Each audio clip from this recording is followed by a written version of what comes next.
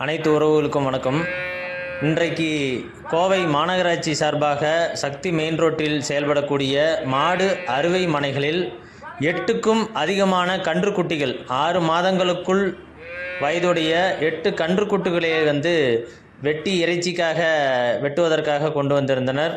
சட்டவிரோதமாக கொண்டு வரப்பட்ட இந்த கன்றுக்குட்டிகளை கோவையில் இருக்கக்கூடிய இந்து முன்னணியினர் தடுத்து நிறுத்தி இறைச்சிக்காக வெட்டப்பட இருந்த அந்த 8 கன்றுக்குட்டிகளை காத்து கோவையில் இருக்கக்கூடிய ரத்னபுரி C4 காவல் நிலையத்தில் புகார் அளித்து அந்த கன்றுக்குட்டிகளை கோவையில் இருக்கக்கூடிய கோசாலைகளுக்கு அனுப்பி வைத்த ஒரு வெற்றி சம்பவத்தை இன்றைக்கு நிறைவேற்றியிருக்கிறார்கள்.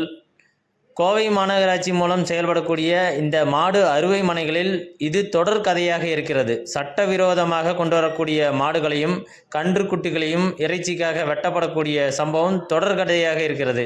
கோவை மாநகராட்சி நிர்வாகமும் கோவை காவல்துறையினரும் இது போன்ற சட்டவிரோதமாக கொண்டு வரக்கூடிய மாடுகளை அறுவை செய்வதற்கு அனுமதி அளிக்கக்கூடாது என்பதை இந்த காணொளி மூலமாக பதிவு செய்கிறோம்.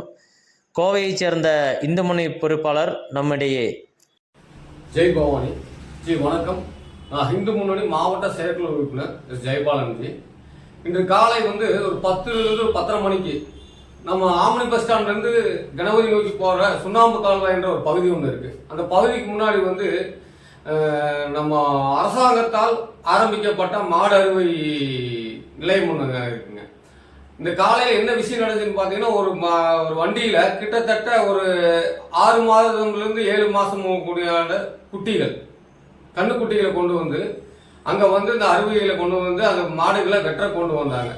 இதை பார்த்த நம்ம இந்து முன்னணி சேர்ந்த சகோதரர்களுக்கு இந்த விஷயத்தை சொல்லவும் நான் மற்றும் நம்மளோட இயக்க சகோதரர்கள் அனைவரும் போய் அதை தடுத்து நிறுத்தி இந்த பாதிப்பை உண்டாக்காமல் மிகப்பெரிய ஒரு முற்றுகையை நாங்கள் இட்டு அதிலிருந்து அந்த மாடுகள் அங்கிருந்து காப்பாற்றப்பட்டு இருக்கிறது.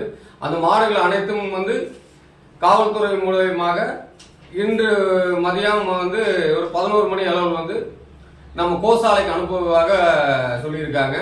இன்னொரு விஷயம் என்னன்னு கேட்டீங்கன்னா, நம்ம அதுக்கு முழுமையான கம்ப்ளைண்ட்டும் கொடுத்துருக்கிறோம். ஆனால் இது இன்று நாளை நடப்பதில்லை. இது கிட்டத்தட்ட இது 3வது முறை இது நடக்குது.